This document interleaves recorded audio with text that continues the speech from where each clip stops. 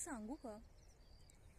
आपल्या आयुष्यामध्ये असं काहीतरी घडतं की संपूर्ण आयुष्य बदलून जातं. अगदी कलाटणी मिळते आयुष्याला. असं प्रत्येकाच्या बाबतीत घडतं आणि माझ्याही बाबतीत घडलं. निसर्गाची आतोनात आवड असणारी मी, पण जेव्हा मी आई झाले, माझी पहिली मुलगी जन्माला आली, जी आज 12 वर्षाची आहे. त्या प्रसूत वेदना सहन करताना एका वेगळ्या प्रकारच्या वेदनांचाच काहूर मनामध्ये माजला होता आणि तो शब्दबद्ध करण्याचा प्रयत्न मी माझ्या या कवितेमध्ये केलाय. जाणीवा जागृत असलेल्या प्रत्येक स्त्रीला किंबहुना प्रत्येकाला यातून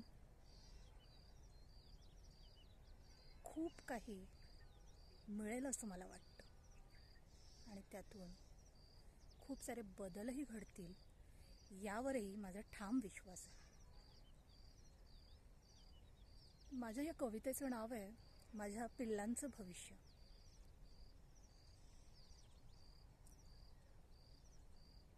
तर ऐका हं, अगदी लक्ष देऊन ऐका.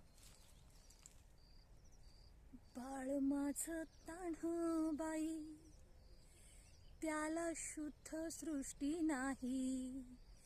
कसं जगावं ग त्यानं, जीव आटे या भयानं.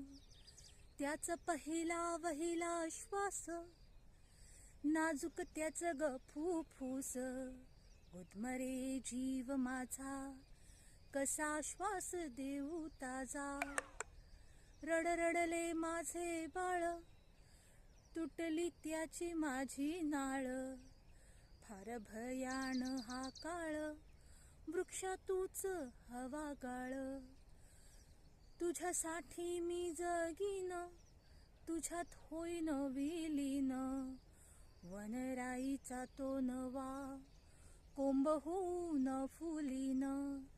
निसर्ग माझ्या राजा, पुरे तुझा कोप आता. पदर पसरे बाळासाठी, आहे अभागी ही माता. भाग्य त्याचे आणि तुझे, हे स्वप्न आहे माझे. सर्व चिल्या पिल्यांना लाभो, हवा अन्न पाणी ताजे. सर्व चिल्या पिल्यांना लाभो, हवा अन्न पाणी ताजे.